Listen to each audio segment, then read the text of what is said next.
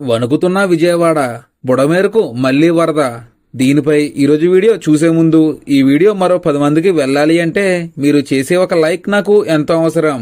Please friends, ఒక like చేసి మన ఛానల్ని సబ్స్క్రైబ్ చేసుకుంటారని ఆశిస్తున్నాను. అలాగే వీడియోని చివరి వరకు చూడడానికి ట్రై చేయండి.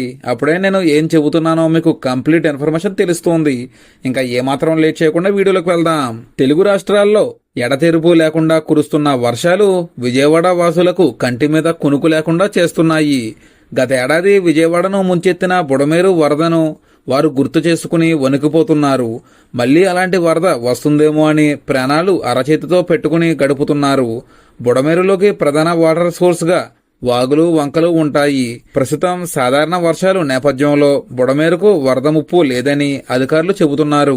అయితే మళ్లీ గత ఏడాది ఇలాంటి ప్రమాదాలు జరుగుతాయని, బుడమేరు అక్రమ కట్టడాలపై చర్యలు తీసుకోవాలని స్థానిక ప్రజలు కోరుకుంటున్నారు.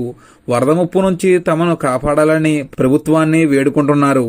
మరి దీనిపై మీరేమంటారో కామెంట్లో తెలియజేయండి. Thank you for watching.